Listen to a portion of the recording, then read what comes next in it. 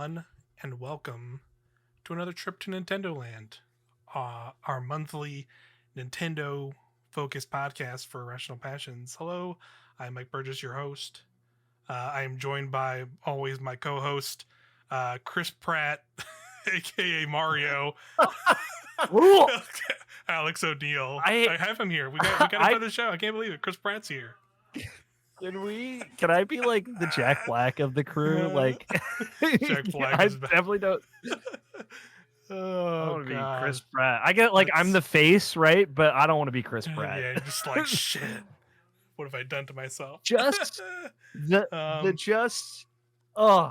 Yeah, we'll get into that because we're talking about the direct which just happened. We also have our special guest here, Cameron Hawkins. Hi, hey Cam, how you doing?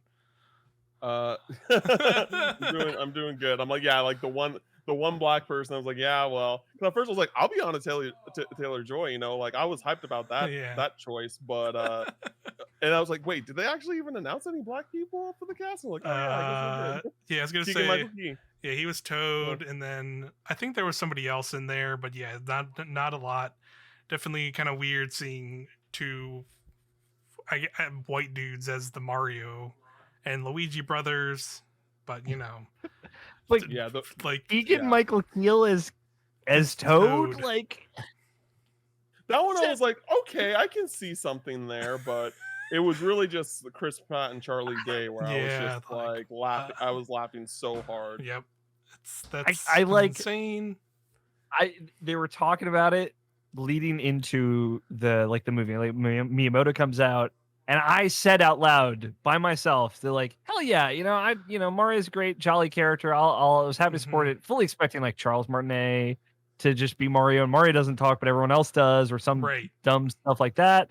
And then they just start with Chris Pratt. And I literally went dead silent and took my glasses off and just like put my head in my hands and then I heard Charlie Day and I looked up and I saw Charlie Day's Luigi. I'm like, what is happening? Yep, and it just we're off the rails. It's kept getting crazier. Like it like didn't stop there.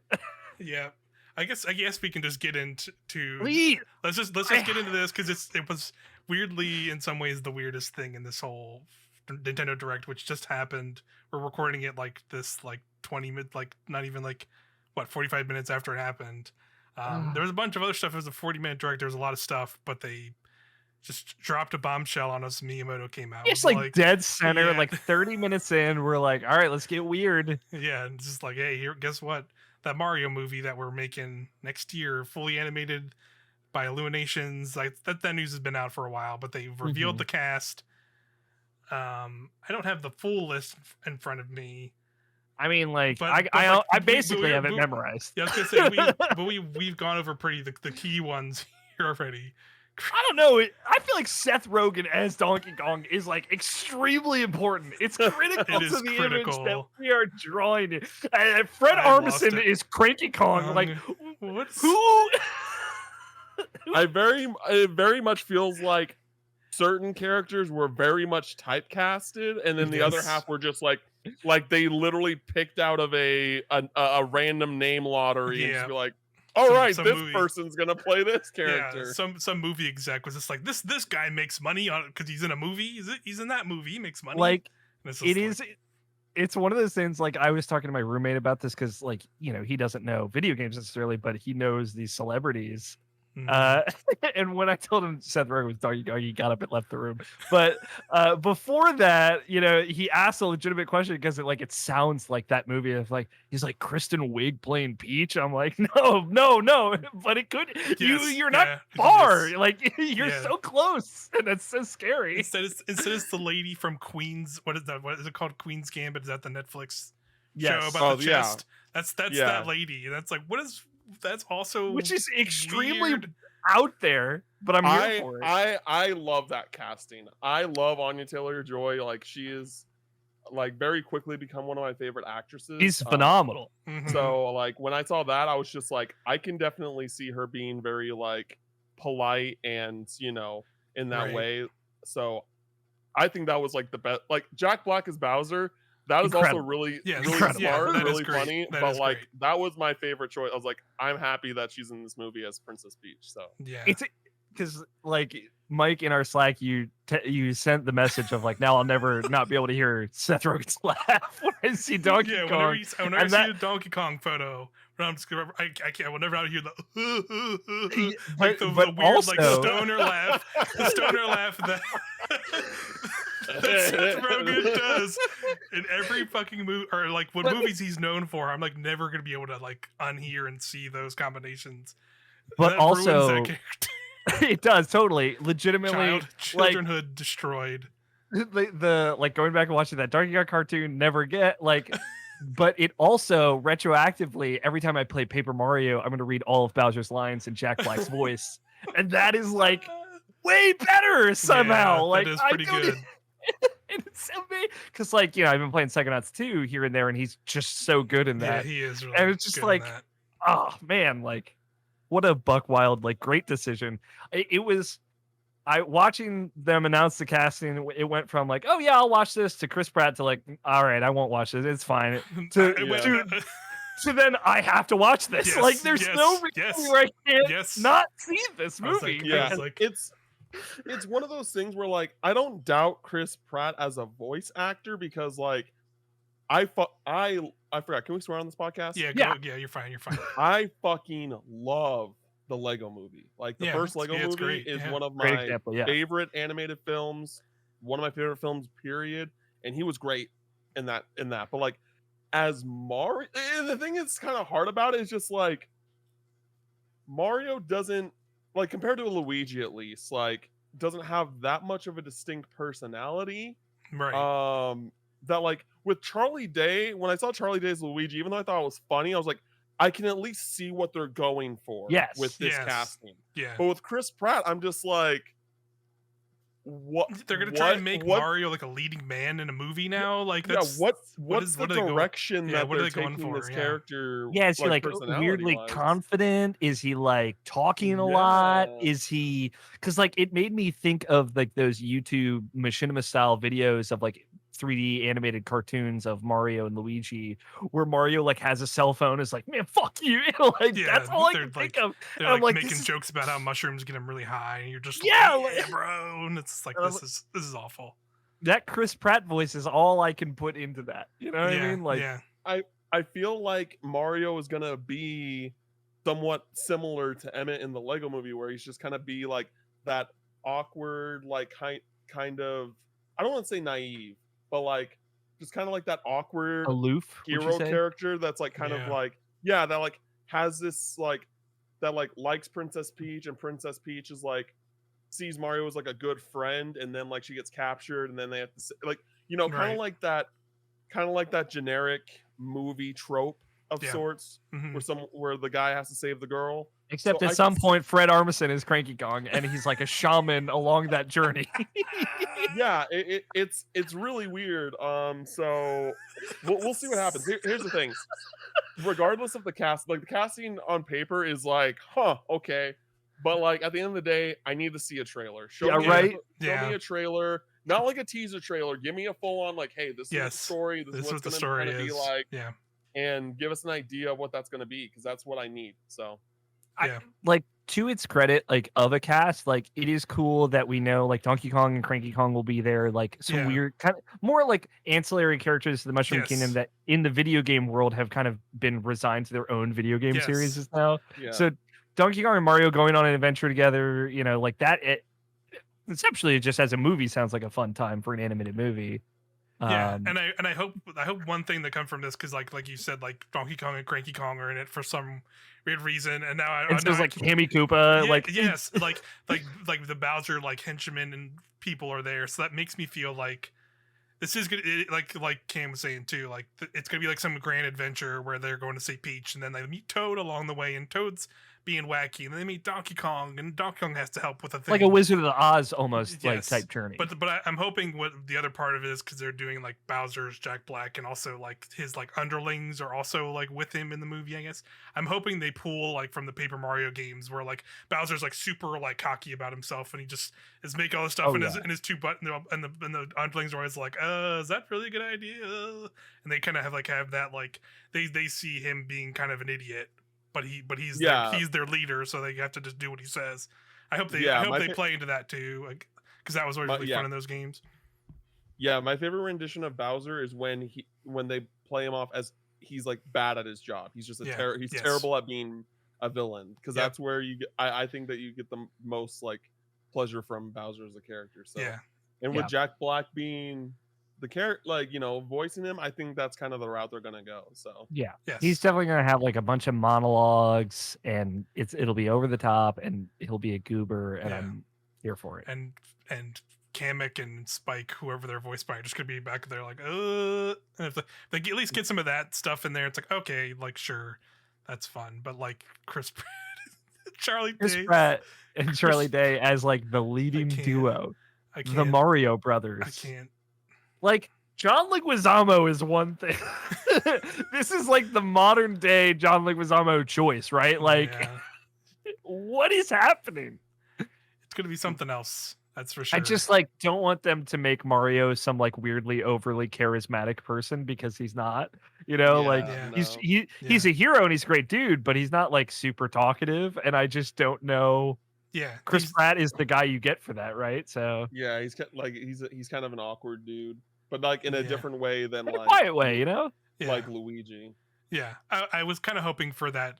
I think you were saying at the start of this, Alex, was like how they played him in what was that Mario Rabbids game back when like Mario was silent the whole way through, and everyone else was kind of like just leading him on to do things, and he just kind of went along with it and like had his own goofs, and they like literally made a whole like part of that game about making fun of him not being able to speak or just being able to say 3 words, and like they were antagonizing him kind of the whole time. I was kind of hoping for like something like that, but I understand maybe they didn't want Mario. I mean, I could see Nintendo not always wanting Mario to like be like the punching bag, so to speak, for like a whole movie about Mario. But I don't know. Like it's just gonna be such a weird thing.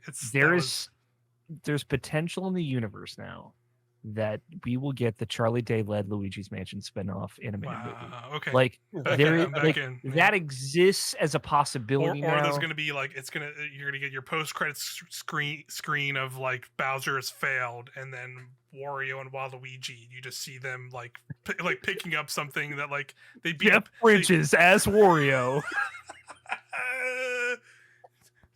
Jeff Bridges and Steve Buscemi as Wario and Waluigi.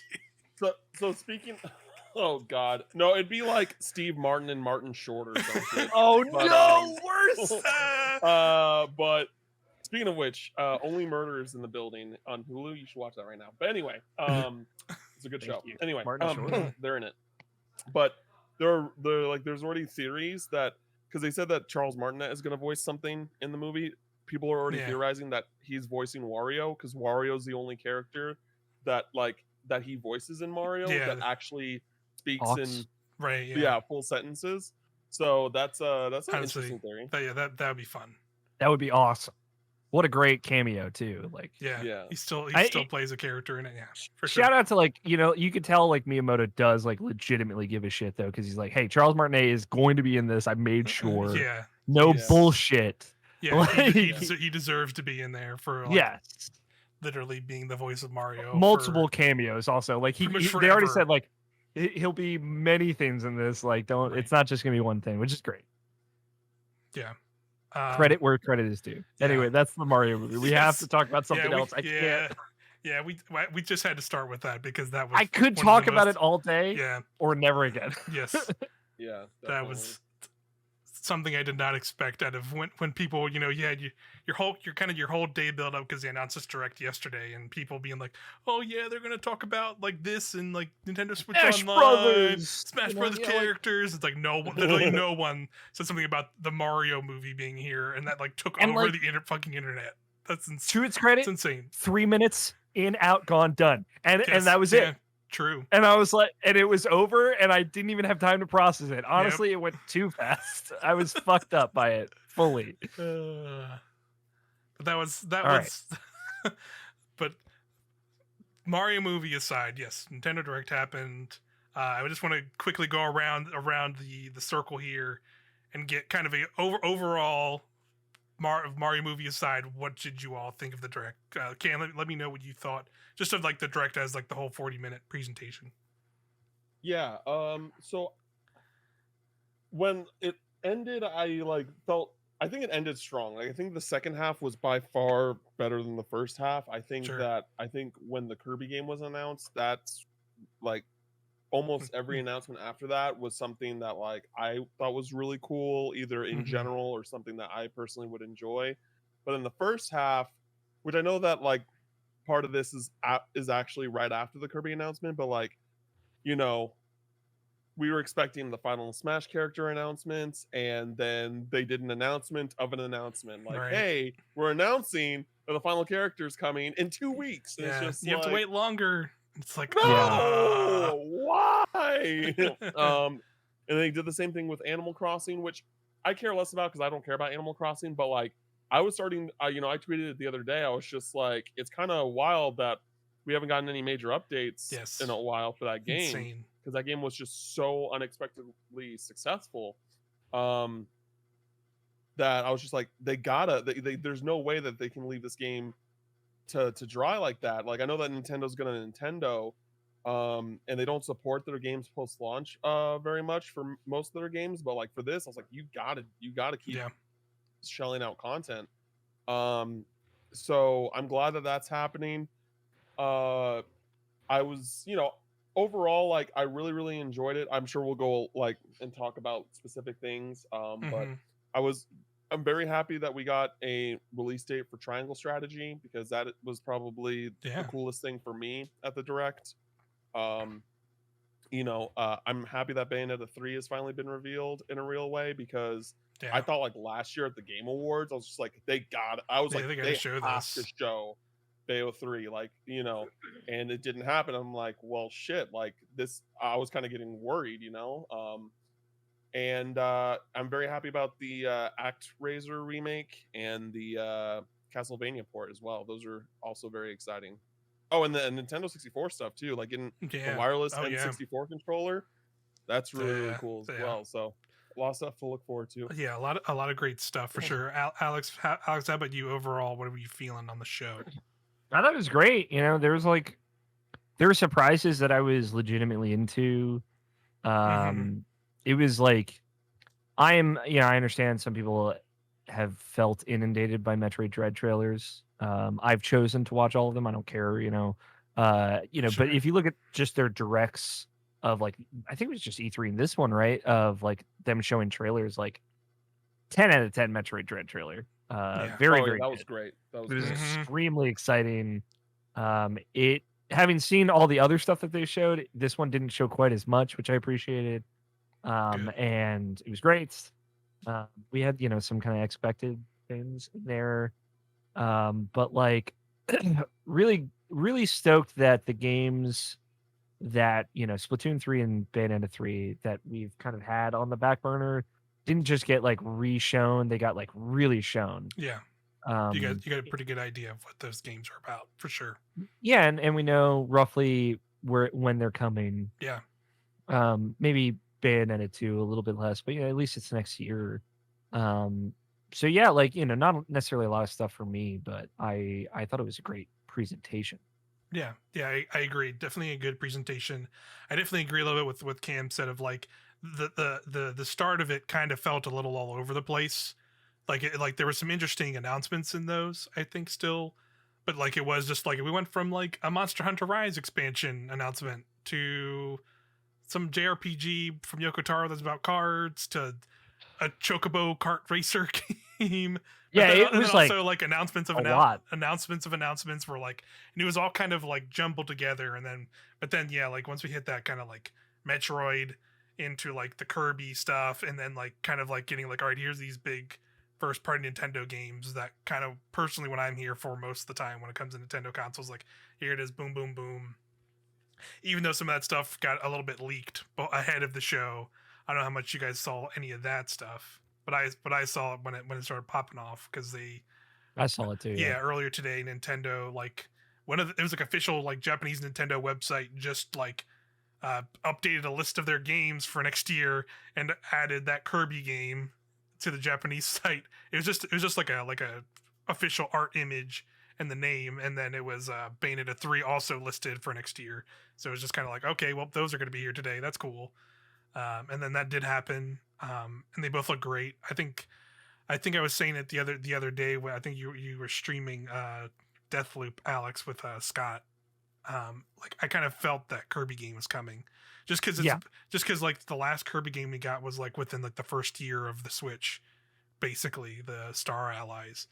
We talked about it at E3 as well. Like that was one of our predictions. And it's just like this. It's been long enough, and like there used to be a point where Kirby games were almost yearly releases from Nintendo, so it was like kind of weird that they took so long to put out another one. And that I think that this trailer clearly showed why, because they were like, here's like a new sort of direction for this franchise to an extent where it's more of an open world action game.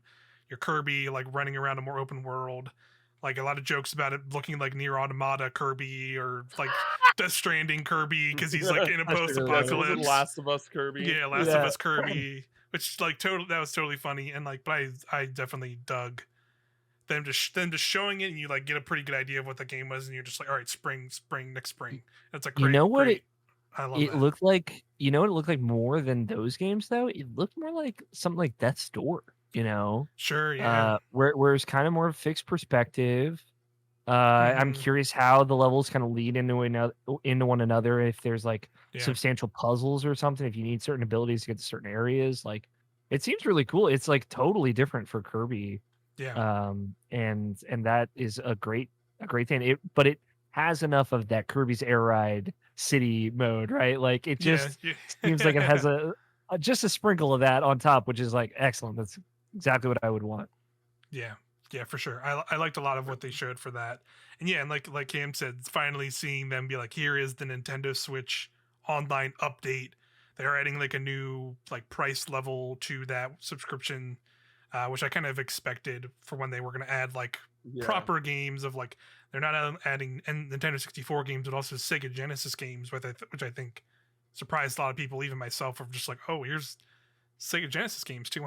Sure, why not? Like on the streaming service. Like 20 of them. yeah, it's like a bunch of.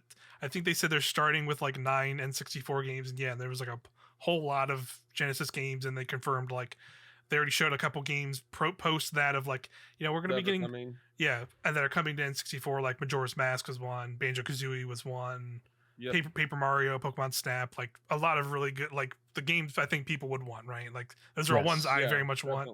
And like even like the starting roster of them was like Mario 64 or Ocarina of Time. It was strong, yeah. I feel like that's they're doing it all right. And they said like some of them will have local multiplayer or even online multiplayer, which is awesome.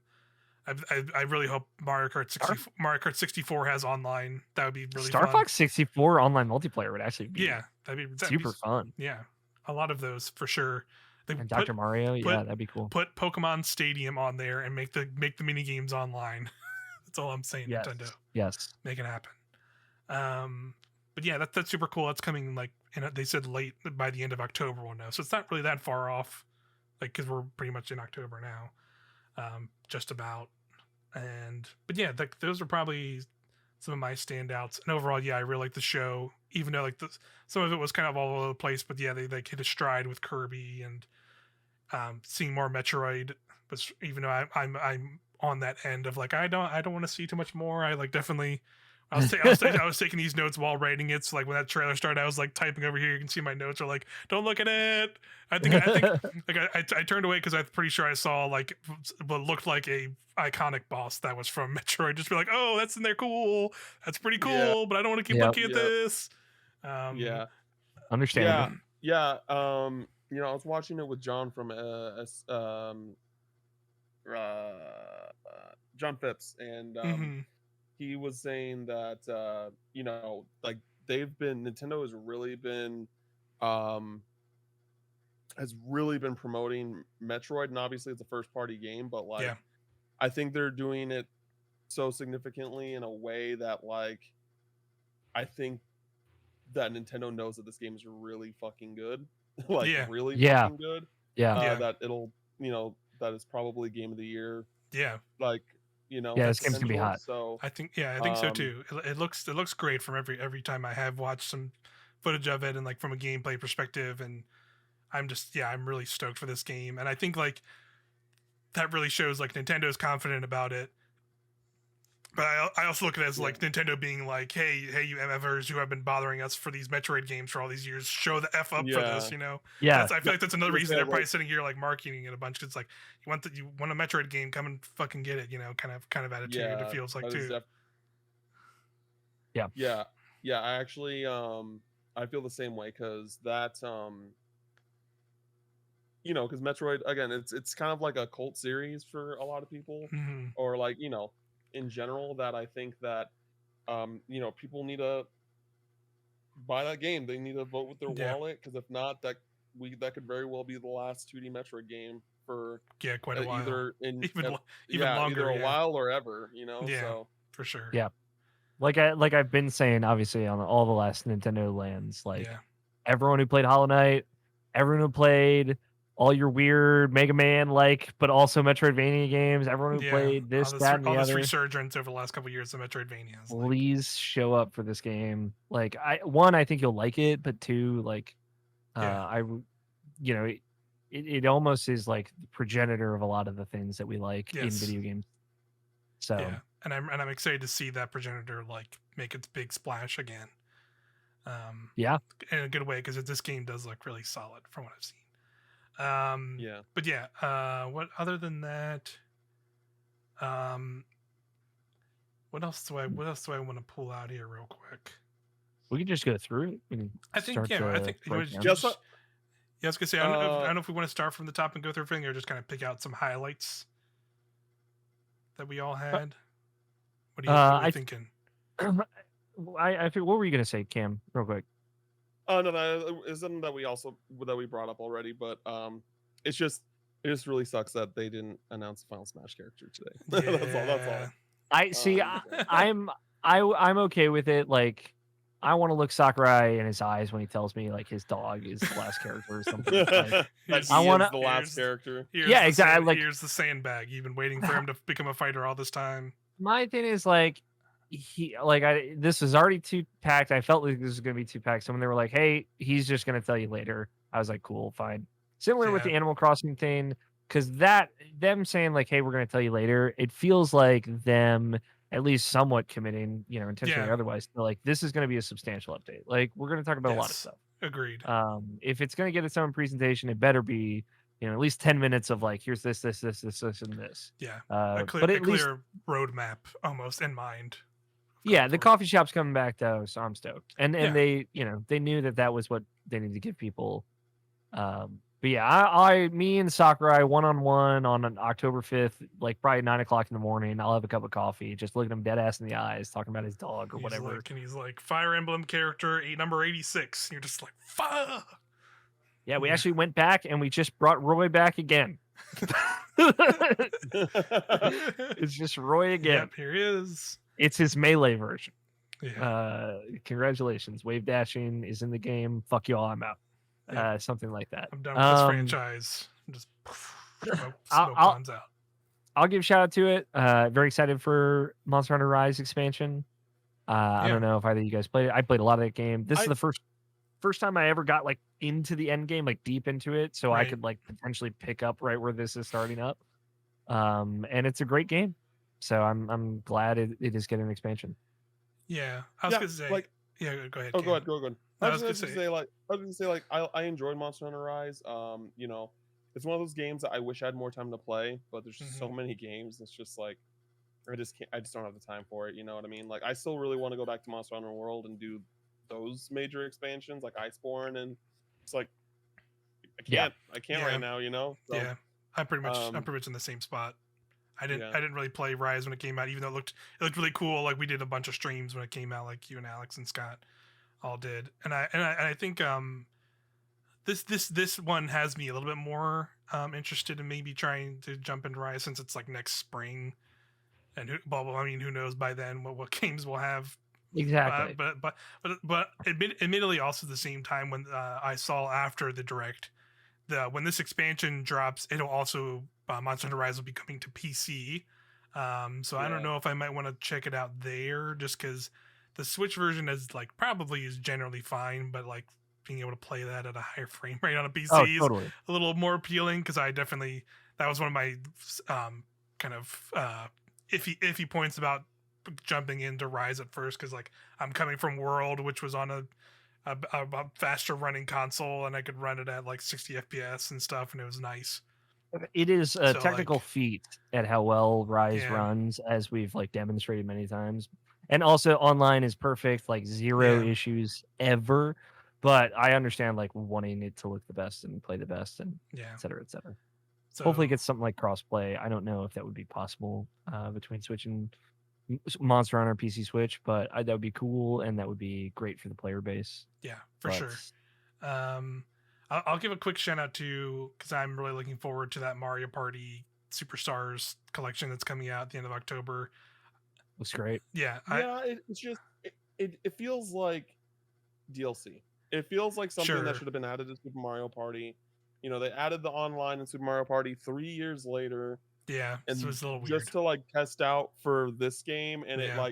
it literally is like the same UI. It's the same. It's everything. Yeah, Everything there's is definitely the a same. lot of there's definitely a lot of carryover from that game. I think what helps this one for me personally is, like, I don't know if you played a lot of these on N64 when you were younger, like those original ones, and I definitely did. So I think like that, from that perspective, it definitely appeals to me, being like them going like, here's Horrorland for Mario Party 2, and I was just like, fuck yeah, fucking Horrorland is sick. I do remember Such Horrorland. Such a fun board. And like the other one, Woody Woods, which was super trolly map, because you can pay the moles to switch the sign to make people go other directions. So you could like get to a sign first and pay the mole to change it, so you can only get to the star and everyone else to run the other way. That looked fun, and just and also them just saying like all the boards and all the mini games have online, which was nice. And all the modes. And all the modes, which like Super Mario Party did get online, but it didn't get full online. Like I feel like it should have, I think, is what I remember them hearing. So like seeing them just saying like all the stuff is here just right out the gate is nice. So like that makes me excited. But you also, yeah, you're right. Like at the end of the day, this could have also been, they should have like given more to that first Mario Party, and they could have easily done a lot of this. It's just been like, here's those maps being added over time to that first Mario Party, if they would have done that originally. Yeah. But I guess maybe just at this point it made more sense to just pack it all into one new game. Yeah, since it's been so long. But I'm excited nonetheless. Yeah, you know, I like Mario Party. I'm you know, it is what it is, but it's just one of those Nintendo's gonna Nintendo situations where they're like, they know people are gonna buy it, so they're just gonna sell it separately, which sucks, but you know, it is what it is. Yeah. Nintendo's gonna get you to pay $50 for an N64 controller in 2021. I know people will be buying it. I might. I'm an idiot. I'll take it. You're gonna buy a Sega Genesis controller from Nintendo Absolutely in 2021. Not. What a weird. Also, yes, that is really conceptually weird, right? very hard to wrap my mind around. Yep. I will say, like, I don't think I've ever enjoyed a card RPG in my life.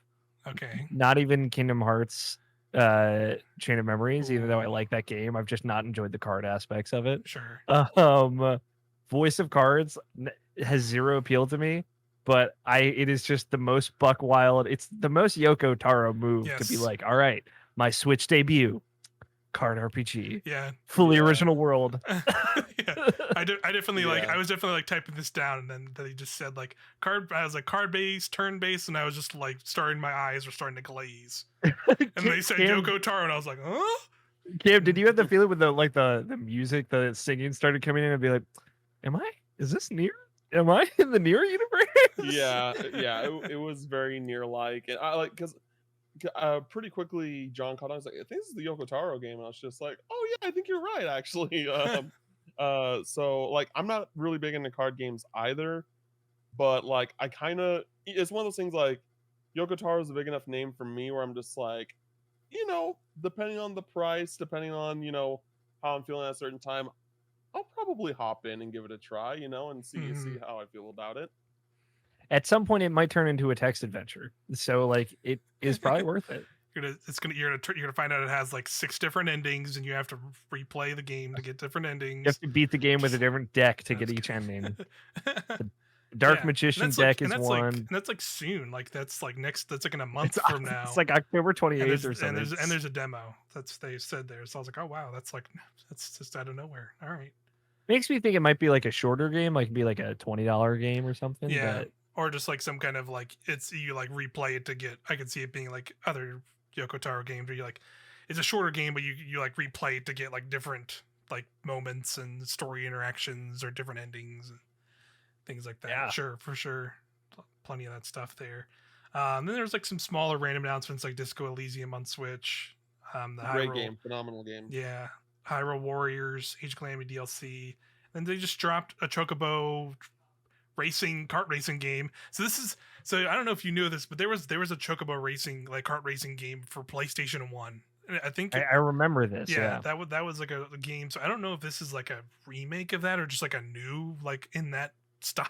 But they just kind of like dropped that in the middle of this, which is super bizarre. It's like Nintendo Directs are kings and queens of like just perfect side-by-side comparisons and voice line, but open this and like it's classic on a fantasy purchase Chocobo and Gilgamesh, and I'm like, all right. Like Chocobo, sure, everyone's gonna know Chocobo. Gilgamesh is a little bit of a deeper cut. Yeah. Yep. And I loved it. All I know is I can be a black mage from Final Fantasy in a cart, driving a cart, and cast Pyraga and stuff like that. That sounds pretty all right to me. So I might try that. And it's Switch exclusive. They said next year. And then it's cute. Yeah, and then we got like we said earlier, we got those kind of announcements of like here's the final Smash Brothers character will be shown off October 5th. The Animal Crossing will have its own direct later in October, and they confirmed that you're getting the Rooster coffee shop in the museum, as well as probably some other stuff later this year. And yeah, go ahead. We've talked about it just real quick. We've talked about it a lot, Mike. Obviously, yeah. But Cam, what's your arrow to the middle of the dartboard? Smash Brothers. This is it. The last guy. I think I know what Cam wants. Oh, it's Sora. The answer is I know. Sora. Yeah, it's what I want too. I'm just saying, like, what do you think? What I want, what I think? All right. Yeah, what do you think? I mean, it can't be Sakurai's dog because I already said that. Like 50, Sakurai's like cat. honestly, half of me still like my brain says Sora, and because I posted this on my Twitter. I like talked about a short video about it, but like Nomura said last year that Switch owners would have something specific to look forward to, and we know it's not the like a port or anything like that because he said that Square was trying to get the collection on Switch, but due to like file size reasons, I think they couldn't get it to work, or at least they haven't gotten it to work. And that was that was in a very small time frame that he said both those things in separate interviews, I'm pretty sure. Like less than a month. So it's like I'm pretty sure that's not the thing. So what else could it be? What else could it be if not Smash? And also again, like during the second Fighters Pass, almost every highly requested third-party character has gotten a Mii outfit, except for Sora. There's a few others, like there's Crash. I know people want Crash. Right. I know some people want Chrono. Chief and Doom Guy. I don't think I love Halo. I don't think Chief should be in Smash. I enjoy Doom. Right. I don't think Doom Guy should be in Smash. Yeah. Chrono, Crash, like they're not my top picks, but I wouldn't be mad per se. So it's like one of those things, like there's so few pickings now that it's like it's gonna, and I feel like also with them announcing the announcement, it's gotta be someone significant. It's gotta be a significant character because they're making such a big deal about it. You know what I mean? Just remember, last time they did this, it was Violet. Yeah. The only one, one time this has happened before, it was Violet. That's what I was gonna say too. That's kind of where my feeling is like. Really? I'm still trying. Oh no! That's why I'm trying to keep my expectations like low on this last character because like the last DLC like you said, like the last DLC pass straight up was like, we're announcing our final character. It wasn't like in a direct like this. Sakurai wants to tell you himself. It was like a week or two before they like tweeted out and they were like, we're gonna show off the final DLC character on this date. please look forward to it. They announced it like a couple weeks ahead of time, and that same thing happened to people being like, oh, they're announcing it ahead of time. It's got to be it's the last person in this first one. It's got to be big. And yeah, and then it was they at least announced like another pass after that, where this the one they're clearly saying like this is the final presentation for the final character. Like, yeah, they're very much like being final about it. So but it's the final. They said this is the final update, so this isn't like I'm with you. I just want to bring up our due diligence. What I'm saying is like I don't think there's going to be anything significant outside of what we normally get from a fighter's announcement. Like we'll get the trailer, Sakurai will. I think this time around, right? We're just going to go straight into like the Sakurai Presents, where he just like explains the character. And I guess the character will drop later that day or like later or a few days later. Yeah, usually. Which is I don't know if they did that with Byleth. Did they do that with Byleth too? Like they did this went straight into the Sakurai Presents? Yeah, okay. It's basically like Sakurai came on first and then he went like, here's the final character, and then it just went into like a trailer. Yeah. But the thing is though that there were other things that he talked about that he doesn't normally talk about, like adding the new fighters pass and things like that. But that's not happening this time around. They like made it pretty definitive here. Like this is the final update. This is the final character.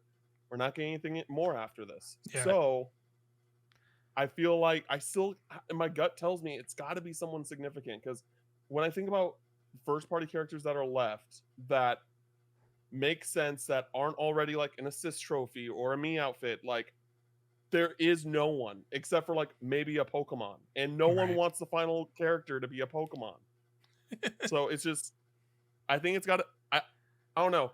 Like, if I had to place money down, I think I would put it on Sora. Like objectively, not biased, but I think I got to put it on Sora just because I really don't know who else they would add. Because Chrono is like a retro pick that we don't really need, but would be cool. And Crash, like, there's just no real connection for Crash to come to Smash outside of just it being Crash.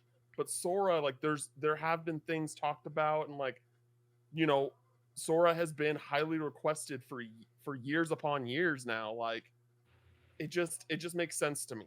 And I feel like, especially because we didn't get a Sora me outfit during the Sephiroth DLC, that's even more like puts things more into perspective. Because like I understand the main thing with Sora not being in Smash is like, oh, they can't make a deal with Disney, but like y'all can make a deal for a me outfit. Like that ain't gonna be that like. And we've seen other companies that and IPs that Disney own that are being, you know, licensed to other games. Like we got all these like Fortnite Marvel skins. We got Insomniac working on these Marvel games. Those are all owned by Disney. So what is stopping? What is the thing that's stopping Disney from allowing Nintendo to use the IP? Because it has to be money. It has to be like, hey, like they want this much amount of money, and Nintendo doesn't want to pay it. Like if Sora doesn't get announced in 2 weeks, that has to be the reason. Like I have no other like idea as to what else it could be. Like I'm not a business person, but I don't know. Yeah, money. Love to hear those conversations though. Yeah, I know, right? Yeah, for sure. God, I would love to be a fly on the wall. God, the dream. I mean, you're after my heart with this game. You know that. You're wearing the Kingdom Hearts shirt. I approve. I'm with you. I want it. That's what I want more than anything. Yeah. I'd be down for it too. I'm just trying to keep my expectations at a middle ground. I think. Yeah. Of like, would Sora be awesome? Definitely, but also like I'd also would actually kind of be fine if it was just a Pokemon, even though like it wouldn't be as exciting. This is a cool Pokemon. It's a cool Pokemon. No, that's like saying that you'd be okay with another Fire Emblem character.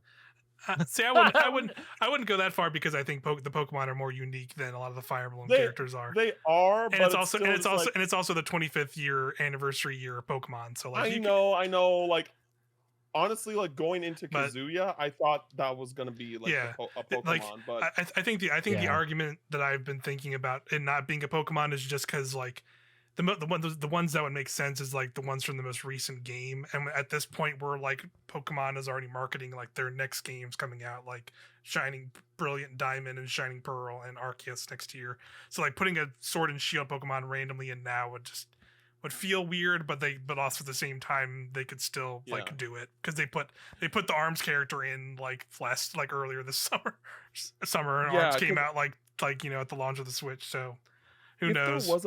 If there was a Pokemon, I think it would be Urshifu, and we haven't like I feel like that opening to do so has passed. Yeah. You know what I mean? Like I feel like okay, we're not talking about Gen 8 now. We're talking about the remakes. We're talking about Arceus Legends, and so I really don't think that it's gonna be a Pokemon. I get kind of the mindset of thinking why it could be a Pokemon, but yeah, because other characters I thought about are all like they're all actually assist trophies. Like obviously like people want Waluigi, but that's not gonna happen. Isaac would be cool from Golden Sun. That's not gonna happen. Shovel Knight would be great, but that's not gonna happen. That's happened. And then all the other picks were me outfits. Travis Touchdown, Dante, Lloyd Irving. Like, God, if Lloyd Irving would have been like that would have been cool. Yeah. Like if I didn't get Sora, but I got Lloyd Irving, I would be pretty happy. I would be pretty fun. Yeah. And also just like throwing it out there, just like whole left field, like definitely not gonna happen. But if we got Estelle Bright in Smash, I would be deceased. I would just be like, yes, because she's great, because she's a staff wielder. She's not a sword person. She uses a staff for a weapon, and she's just a badass. And there's just like I feel like there would be a lot of opportunity for like a unique kit if Estelle was in Smash. But I'm pulling for Trails characters in the next Smash game. I feel like the Trails domination will have happened by then. Yeah, you'd think that there'd be at least one Falcom character, and like I feel like the two that would be up for discussion is Estelle and Adon from the Yes series, but yeah. I feel like also at the end of this presentation we'll get like a kind of lengthy thank you from Sakurai. Yeah, I feel like I've been on this franchise for so many years. Yeah, and I think this is also. I think I saw like it's going to be like a 40-minute thing. It's going to be a long ass presentation. So I think there will be other things, but it'll just be him like being like, thanks for making. This is just the most in touch with the community I think he's ever been, and the most he's been able to talk to the community directly, and I think he has grown into that role like wonderfully over like the last 10 presentations he's done. I definitely think he's liked a lot more than I think even he thought he would. Yeah, and I think like him being able to share his passion like for Terry and stuff, and like having that translate more one-to-one of like, hey, this is why I wanted to fucking do this, like check this out, and people like understanding and getting that, like I think his personal impact has been so much more, and that obviously reflects right back on him, so I think he'll want to talk about that. For sure. And the one last thing I wanted to mention that's really funny regarding Smash is that apparently the day that that the final Smash characters announced is the same day the Nickelodeon Brawler game comes out. It's like they knew. How does this happen? It's like SpongeBob confirmed. Yeah, SpongeBob confirms. SpongeBob. It's actually I think it's actually what is it, October 5th. That's the same day that Super Monkey Ball Banana Mania also comes out. So Super Monkey the Monkey Ball is confirmed for Smash. It's just Sakurai passing the torch to the like Nickelodeon developers. All-Star Brawl is. And now you, my son, will carry. Yes. Now you will be upset when people yell at you for making Cat Dog 2 OP and Nickelodeon's All-Star Brawl on Twitter. At least people can like go from watching the stream and hating whoever they show to then playing. Yeah, then just being like this lying to themselves. Ultimate's trash. Yeah, Nick All-Star Brawl is the future. They're gonna put this trash character in the last game, whatever. Any Phantom Man for life. Oh boy. But yeah, Smash World I'm sure that'll be very fun. We'll play it. We'll do a stream for sure. And then They showed that new Kirby game, which we already talked about a little bit. I think it looks very fun. Looks awesome. I'm definitely excited for that. It's called Kirby and the Forgotten Land. That's fun. I liked also the Japanese name because that's what got leaked. It's just called Kirby Discovery. Yeah, which is cool. Oh, that's a fun name in Japanese. Very much felt like how Mario Odyssey felt like it was trying to go back to the drawing board in some ways. Yes, I definitely got a lot of like Mario Odyssey and Bowser's Fury vibes from that trailer. That was kind of my feeling on this.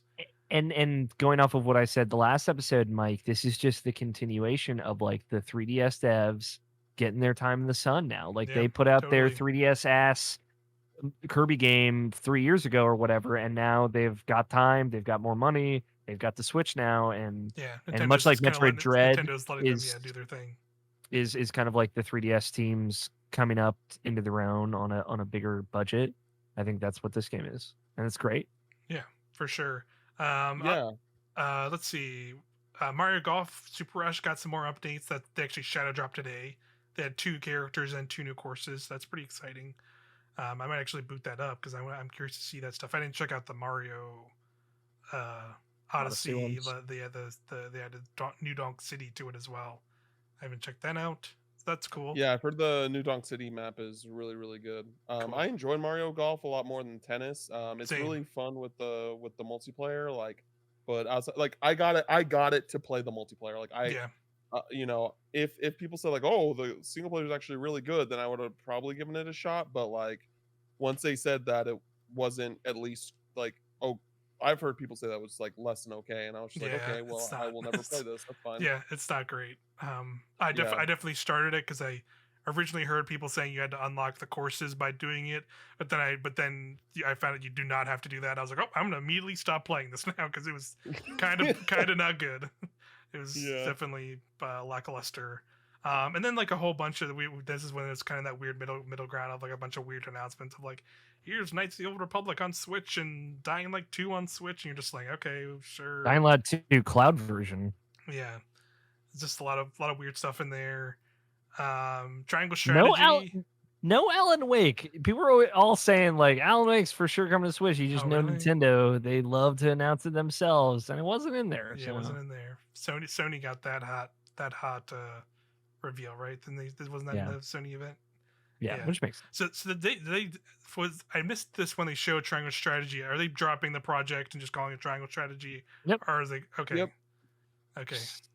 They didn't say it outright, Mike. So don't worry. It was very much like I didn't hear them say Project Triangle Strategy. I just heard them say Triangle Strategy. I was like, okay, that was them just shoving it right under the rug and pretending like it never happened, just like before. But I will say, like, as I think this name is a little weirder compared to them going with Octopath Traveler. Yeah, Octopath Traveler was a cool name. This time around, I'm just like, I would have tried to maybe get a different name. But I at least appreciate them like going like, thanks to your feedback, here are all the things we like took back from that demo feedback, and it does look better that they did, and they like added, and they showed all this stuff that they've added, like, you know, difficulty options and like being able to like reread like dialogue from certain parts or something like that, and like a whole bunch of the camera was a big camera thing. rotation, and like just seeing them like point out like, here's all the stuff we've added thanks to your feedback, and also it's out in March next year. That was pretty cool. And it looks a little clearer, like the text and the kind of depth of field stuff they're doing. They adjust it to look a little bit better, I think. So.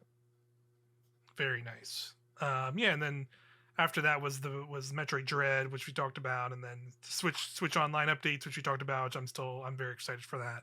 You guys want to hear some of these Genesis games? I did pull up a list. You did? Okay, let's hear them. I really think it's funny. Sonic the Hedgehog 2, but no Sonic the Hedgehog. It's just Sonic 2. Which, I mean, Sonic 2, I would personally say is still like one of the better ones. So for sure, it's Sonic the Hedgehog 2, Streets of Rage 2, Echo the Dolphin, of course, Castlevania Bloodlines, Contra Hardcore, which is actually a really good pick. Yeah, it's a good pick. Dr. Robotnik's Mean Bean Machine, Golden Axe, Gunstar Heroes, Musha, Phantasy Star 4, Ristar, Shining Force, Shinobi 3, Return of the Ninja Master, and Strider. Which is a pretty good lineup. Yeah, I was gonna say they've definitely got, I think, the big ones. I would say. Yeah, we'll say because I have like no real relationship with the Sega Genesis at all. Dreamcast was the first Sega console I really played with. So like, I went to Twitter earlier. I was just like, hey, so what are the like must play? Are there any must play JRPGs that are on this list of games? Because I don't know any of Right. these. Yeah, I think Fantasy Star 4 So would be the yeah, I only was gonna one. I say can yeah. think. Like I think yeah, Fantasy Star the is like the Fantasy only Star. Yeah, Fantasy a lot of Star people said Fantasy JRPG. Star. I don't know if 4 is like I will say like I know like in general those Fantasy Star on Genesis were pretty well renowned to a certain extent, but I don't know if 4 specifically was like this is the best one out of them. I felt like I thought Fantasy Star 2 was, but maybe not. I'm not sure because I don't know them well enough, but I know like they were definitely people who have like a who liked the Genesis definitely like those old Fantasy Star games for sure. Yes, that's what I know as well. But yeah, So yeah, that's cool. I'm excited. Those are all there. Speaking like you said, speaking of Castlevania, Bloodlines is on there. That's cool. They also finally announced that old Castlevania Advanced collection. That's Shadow Drop. That's out right now. yeah, Go get that. That's dope. It's yeah. it's 4 of them. So Castlevania is another series, like classic series I've like never played an entry of. Mhm. But I recently, like when Limited Run did the physical release for the anniversary collection, I picked that up. Nice. And you know, I don't, depending on how long they take to Limited Run does to get the other physical collection for this one that just came out, Mhm. I'll probably just buy this one digitally and get the physical version later, because it took a long time for this first physical collection to come out. But I want to like sit down and stream through all these games Nice. and experience them, because yeah, it's just like a very big hole in my gaming history that I've just never really gotten to. So Yeah. I'm excited to jump into these games because I've heard they're really good. Yeah. And I hope that they yeah. do a DS collection down the line as well. Yes. Yeah. Because I was gonna say I've only ever played Symphony of the Night. That's like the only really big Castlevania game I played, and I liked it a lot like way back when. But like I've always heard good things about these, specifically these like Game Boy Advanced era Castlevanias were like some of like the best in the series almost from what I've heard a lot of people say. So I do kind of want to maybe look at this and maybe check it out. But Yeah. there's also like there's also like a million like Metroidvanias to play right now though, on top of Metroid Dread in like a few weeks.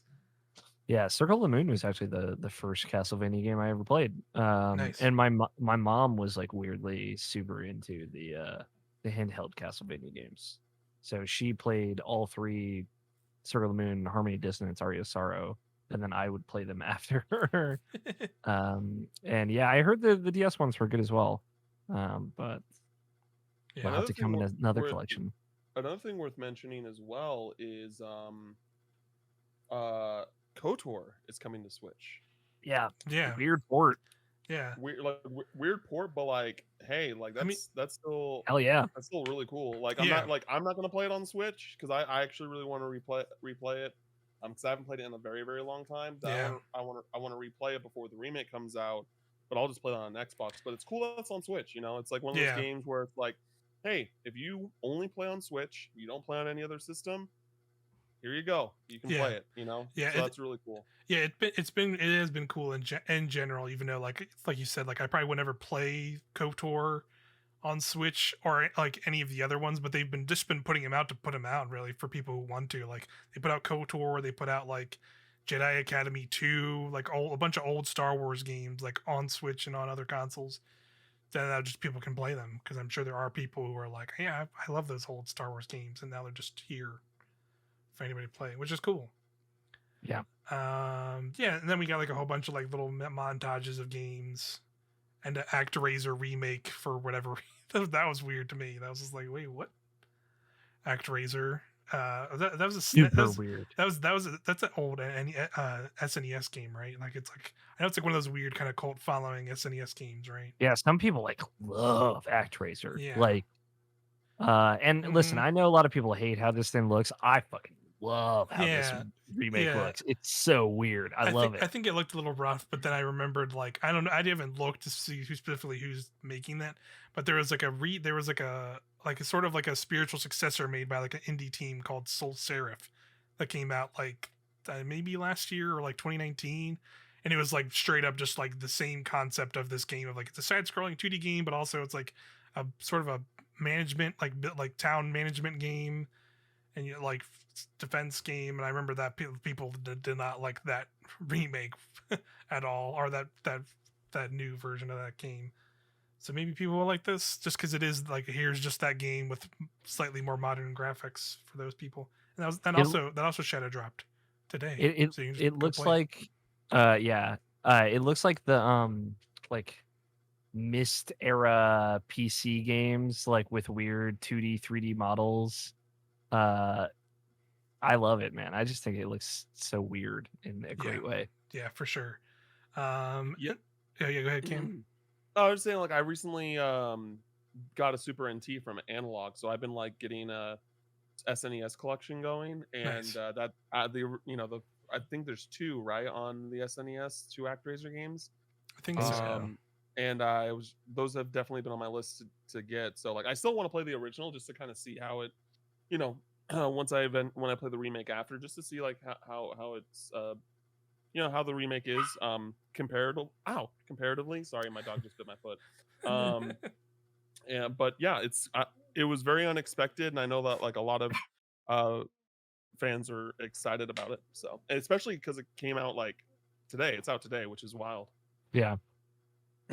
Everybody wins. Yeah, for sure. I like that they dropped some things today, some nice little like that in the advanced collection, and then Deltarune chapter 2 was like just like a free update. They're just like here's just chapter 1 and 2. If you already own chapter 1, it's just a free update, and now you have both of those. That's out today. That's pretty cool. Yeah, I might finally give Undertale and Deltarune a shot soon enough here. Oh, you should definitely play Undertale. Holy crap. Yeah, I still have not gotten to it. It's good.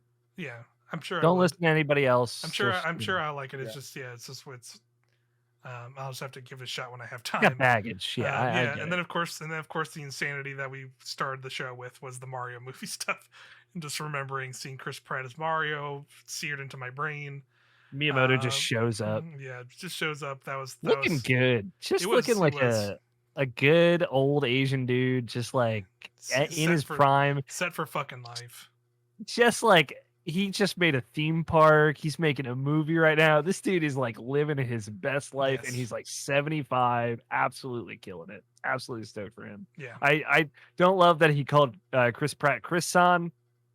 I'll get over it. He called Chris a cool dude, I think is what it was. Yeah. Like here's the thing, like Miyamoto doesn't know movies, but like he knows games, and like I think that he was very intimately a part of that casting process. God, I hope so. I think that like I feel like he had to be. He had to. Like, who else would have done it? Yeah, like to make this deal of making these movies, like especially after the previous, the live action, like I feel like that they are breathing down Universal's necks, like just like on every decision that they make. So I think that because even when they picked Illumination, I was just like, they picked Illumination to do this deal with, and I feel like because Illumination is good enough, but also not good enough to like Nintendo can come in and like bully them basically. Yeah, exactly. They can't like go to Disney with this because Disney's like be like, we're gonna do it our way. You're gonna we're gonna do it our way. But Illumination's just like okay, we can still like carry the reins, and they can't go to Sony. They can't go to Sony. So it's just the funny irony of it. I think that DreamWorks is too big for them too. So yeah, for sure. It kind of makes sense, and I also think that like just the animation style Illumination does fits Mario the best, I would say. I think it'll look great for sure. Yeah, exactly. Yeah. Mm-hmm. So we'll see, but I think that everything will be okay. Yeah, I mean, like we'll live.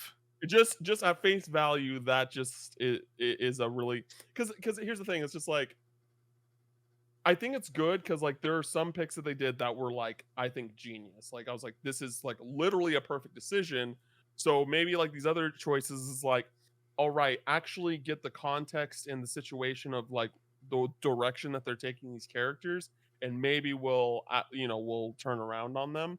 Yeah. Because like think about the Sonic movie and like Ben Schwartz's Sonic. Like I was like, oh, that's awesome, but I feel like a lot of people are just like, okay, that's odd. But then I thought he nailed it. You know what I mean? Yeah, so for sure.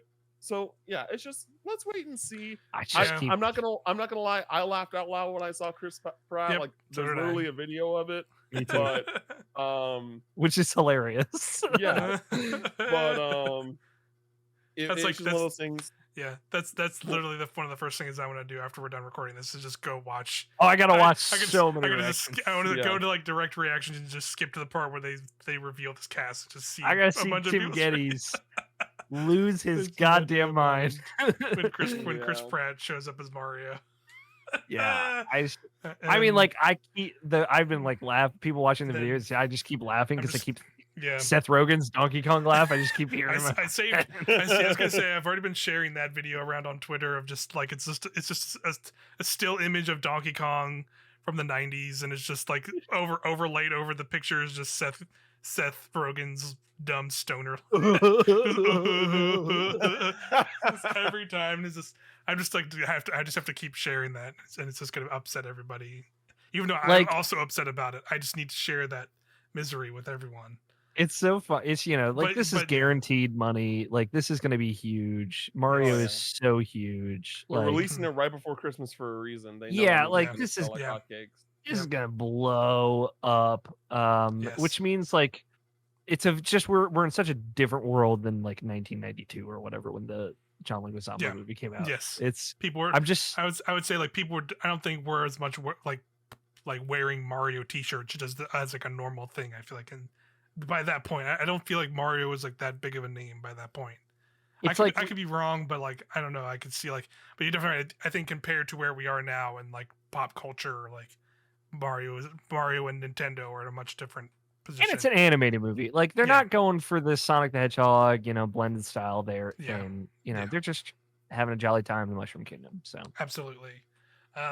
But yeah, there's our other. I'm sure we will have plenty more Mario movie tangents on future episodes of this podcast. But we had two more awesome game announcements, kind of like the two last big hits. We had a Splatoon 3. They showed more of that, and man, that looks good. Splatoon always looks good though. But this looks like Destiny, dude. Like straight up. It does look like Destiny, doesn't it? Like, I mean, I could kind of see that. Like, I guess because you're going to like patrol zones and like walking around doing quests and stuff, and then you're going to like PvP matches. Yeah.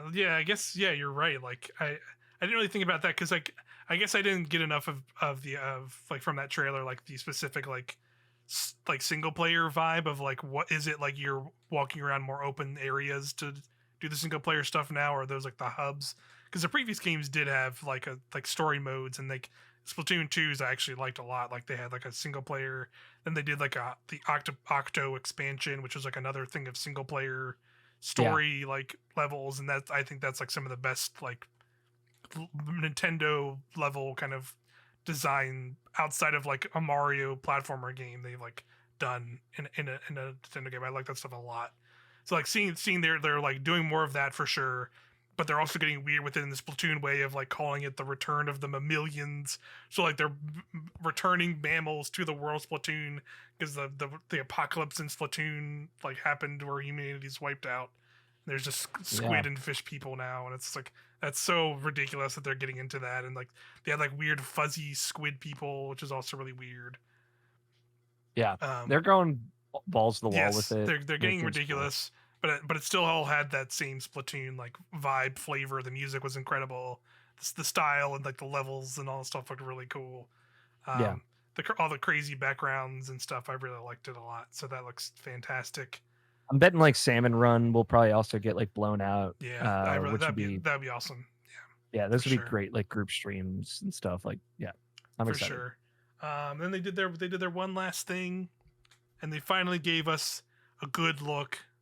Finally, after years, at Bayonetta 3. I really did like the opening that they totally baited us. I don't know if you guys caught that when the army men come in and they're fighting, and then the two monsters show up. And then like the one monster gets shot in the back of the head, and they switch to that dog like in the costume. That dog in the costume is from Astral Chain. That's like their other game on Switch. Oh my god! Oh, yeah. So like that. That's So like funny. I'm sure there's a lot of people, like even me. I was just like, wait a minute, that's Astral Chain. What? And then of course, then you see like Bayonetta's reflection in the sword appear, and she appears and like starts doing Bayonetta stuff in Witch Time and everything, and does like I've been late. I'm sorry, and then goes into the whole fight. And the soldiers speak in Japanese, but Bayonetta speaks in English, which I love. It just absolutely makes no sense. Yeah. But that looks just, great. Yeah, it looked great, even for like a Switch game, which I know like people were definitely worried about. I really liked like them taking the next step of like her like hair summoning monsters from the previous game were just like special moves, where this looks like you're straight up like summoning them into the battlefields and they're like fighting. You're like kind of controlling them to fight with them, like that weird big dragon dog looking thing and the big spider. Like it actually like looks like you were controlling them and like while you were fighting them in the battlefield, which looks super cool. She got the new hairstyle too. That's she's like got the new all I look. wanted to know was what's going to be the new hair. What's the bane And of the she hair? did twin braids, which is obviously the most deadly of all hairstyles. Yeah, for sure. Which is extremely appropriate. Yeah, and they tease some edgy anime sword character at the end, cutting the 2022. A lady, I believe. It looked like a female sword lady with short hair, and I believe that's the antagonist. Yeah, I could see that. I could also see it being John from the first game. Because she was like, because it was very at the end of that color was all red, and that's very much John from that first game. She was in all red. I think John was in 2 also.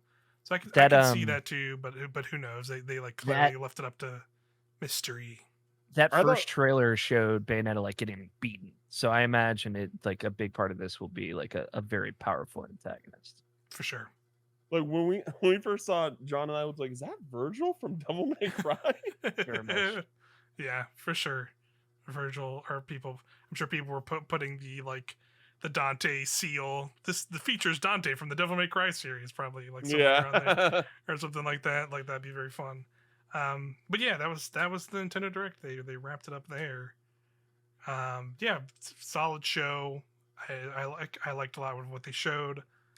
Looking forward to a lot of what they showed, and I also like that even though they said it's going to be mostly winter games coming out, they still showed a lot of like new stuff for next year, like Bayonetta 3 and Splatoon 3, the Kirby game, and like a whole bunch of like triangle strategy. Like I'm just looking at this list. It's like there's still plenty of next year stuff to be excited about, even shown in this.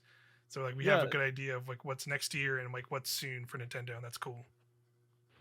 Yeah, and it was surprising that so one thing that I expected during around E3 time that we didn't get, and then I was like, okay, it's got to be here, and we still didn't get it, is Xenoblade 3. We still haven't gotten an announcement, like even if it's just like literally a logo, like a very vague, like just like, hey, it's happening, because like we know they're working on it, and I think based off of just like what we've seen of like hiring listings and things like that game is close to done, like or getting there. That I think that I definitely think that game's coming out next year. Like I definitely think that, but I also feel like that they might be waiting for Breath of the Wild to come out, just because Monolith Soft helps with the development of that game. That's what I'm thinking. Sure, yeah, but like especially because we didn't see Breath of the Wild here, I don't know if we're gonna. I don't think Breath of the Wild is gonna come out by spring next year, which I originally thought. So I think that's gonna be like, I mean, honestly, they can release it at any time. People are gonna buy it like hotcakes. But yeah, for sure. So, but like I don't know. It's just like, thinking that how Breath of the Wild came out in March and then Xenoblade Chronicles 2 came out in December that year, like, I don't know. I'm just kind of like looking at Breath of the Wild 2 now and just seeing where that is going to release and see, and like kind of like get an idea of where they're going to release Xenoblade Chronicles 3, because, I think that based off of what we've seen with Nintendo recently, with like doing the Torna, like, allowing them to do the Torna Country stuff, they ported Xenoblade Chronicles again to Switch, and adding what's their face, Pyra and Mithra to Smash.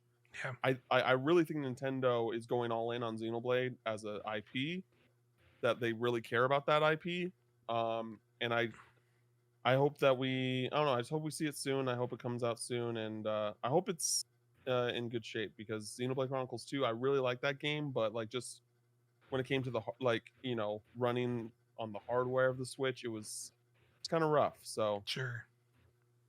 Yeah, Yeah. there's definitely still like like a lot of curiosities for next year for Nintendo because we know games, we don't really know the exact like dates and times. Like now we have, I think like right now we have like, we know Legends Arceus is January, and then the Kirby game is now spring. That's like kind of the two we know somewhat time frame, and then yeah, everything else is up in the open. Like I feel like it would make a lot of sense for Splatoon 3 to be in the summer because that's when pretty much all those games have come out, like Splatoon 1 on That's what they Wii, on Wii said U, when they announced it too. yeah, Splatoon 2 both came out like July summertime. So I have a very strong feeling that Splatoon 3 will be the same.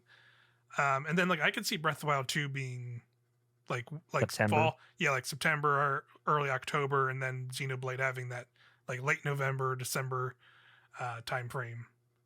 Like Cam, I'm with you because I think if we see like a Breath of the Wild finally, like, hey, we're going to talk about this for real, early like January, February of next year. I think at the tail end of that, you could announce Blade 3, and that like slots in right perfectly. Sure. Yeah, for sure. Especially like in a similar way, I think back to like Smash Ultimate, like that was announced in February, and it's like, hey, this is December, like this is winter of this year. Yeah, I mean, they definitely even did that with E3 this year. Of like, we hit E3, and then they revealed like WarioWare out of nowhere that just comes out in a couple months, and that's out. And Metroid, yeah, and Metroid Dread, and what else? The Mario Party Superstars, like all of those were like not even announced before that, and now they're like games that are out out like imminently. So I think for sure like Xenoblade could just kind of show in an early time next year and be like, here it is, Xenoblade 3. Like they can, but it's a JRPG, you know what I mean? Like it's a niche title, and I think that like I don't know, just someone who's like super big into that genre, like I think you want to give as much time as you can to promote that game, just because especially because Xenoblade Chronicles is a very different JRPG as well. That it really needs to sell itself. Sure. So yeah, but you're like, yeah, this year in general hasn't been super great. Like I'm trying to think about the games that I played. Like there are plenty of games I bought on Switch, but like in general that came out this year, but like I'm thinking about games that I played like day one. And it's like, there's Mario Golf. Yeah. There's No More Heroes 3, which I enjoyed that. And like then there's Metroid, and I'm gonna give Mario Party a launch, but that's like kind of like, a game that'll just live throughout the next few years. Yeah, for sure. So, but next year already seems like really stacked. You know what I mean? Like next year's is Kirby game. A lot of bigger names for sure. We got the Kirby game, we got Bayonetta 3, we got Breath of the Wild 2. Yeah. We got potentially this rumored Donkey Kong game, hopefully. Yeah. That the Odyssey team's working on. And then there's also possibility of Xenoblade Chronicles 3. And I don't think it's going to happen, but I would really like a port of Xenoblade Chronicles X, but I don't think it's going to happen at this point. I feel like if we were getting one, we would have heard it by now. And also, there's been rumors about the new Fire Emblem, which I thought we were going to like get an announcement for that this year, just based off of like history. Like normally, like every 2 years after the last Fire Emblem is like the year they at least announce the next Fire Emblem. But the rumors are that they're remaking Roy's game, the Fire Emblem and the Binding Blade. So we'll see. Like I'm not particularly opposed to that. But I really just want them to port Path of Radiance and Radiant Dawn. If they ported those games to Switch, I would never ask for another thing. A 2-piece collection? Like, are you kidding me? Like, yeah, for sure. Yeah. That's $60. I would never ask for anything else to come to Switch if those two games came to Switch, just because of how expensive they are. And I think it's also worth mentioning, not to say like a bunch of this stuff will necessarily get announced there, but we still have the Game Awards this year, and Nintendo has announced plenty of like bigger stuff. I mean, that's where Bayonetta 3 was announced for the first time, so like we could definitely see like maybe like a Xenoblade, 3 announcement at the Game Awards, or maybe even like that Donkey Kong game finally getting revealed at the Game Awards. Like, my guess is like that's when they're gonna show the name for Zelda. Like that's sure, yeah, my shot in the dark. Showing like more Zelda, Keely Breath of wants the Wild 2 there, Yeah, for sure. Keely Like, wants the I name. definitely think there will be like Nintendo will have something. Yeah, there. they might have a couple things. You know, they Yeah, have before. They've definitely showed stuff there before, so that's probably. There's also like I know we're about to wrap up here, but like there's hot rumors of Metroid Prime remake coming out next year. Yeah. Also. Oh, yeah. I've heard of that as Which- well. Of like Yeah, it's there's kind of up in the air. That would be cool. I'd be very I'd be cool. really down for that. alongside rumors of there being a remaster, like a trilogy port that's already been done for however long now, Yeah. and they're just waiting for Metroid Prime 4 to get closer to being finished. Yeah. Yeah. So like, who knows which one's real? I honestly hope it's the trilogy port. Sure. I would rather take a trilogy port over So, yeah. a remake of one of the games. Same. But we'll see. Yeah. Cool. Yeah, I definitely a lot to look forward to in the world of Nintendo. And yeah, that's going to do it here for this episode. Thank you everyone for joining us on a trip to Nintendoland. Cam Hawkins, thanks so much for joining us to talk Nintendo Direct. If you got anything to plug, Absolutely. plug away, sir. Plug away. Yeah, you can just follow me on Twitter at CamFinalMix. That's where I post all my video game topics and stuff. I've been doing stuff with IGN recently, so that's also where I post all that stuff. You're streaming all the And, time. Huh? You're streaming all the time. Not as much, right? Well, like, yes and no. Like, I feel like I see you all the time. yeah, I wanted to stream. I'm still planning on it, but it's gonna be tight. But Yeah. I wanted to stream like through all the Metroid games leading up to Dread, because I haven't played any of the 2D Metroids. So like, this was like me playing through them for the first time. Nice. And I'm getting close to finishing Zero Mission, and I'm about like a third of the way through Samus Returns on 3DS right now. But right now I'm working on a review that'll like take me into possibly the middle of next week, and I'm just like, Yeah. I don't have the time to like, and it's like, oh, you got 10 days to play through 3 more Metroid games before Dread, and I'm like, yeah. no, I can't do Yeah. that. So Yeah. we'll see what happens. But that's what when I am on stream, that's what I'm streaming right now. And you can follow me there at twitch.tv/CamFinalMix. Excellent. Yeah. Yeah. For everybody listening, thanks so much. You can, if you're listening to us on podcast services, we're on all podcast services, Spotify and Apple Podcasts, all that stuff. Feel free to leave a rating. Let us know what you think of the show, or even watch us on YouTube, youtube.com/Irrational Passions, where we do the video version of the show. I cut in some trailers and some footage of all the stuff we talked about today. And feel free to subscribe there as well. We do other stuff there like Viewpoints, which are, we usually just sit down and play games together and just kind of play the latest releases. We have a bunch of games there as well you can check out. And other stuff too. But yeah, thanks everybody for joining us. We'll see you next time. Bye.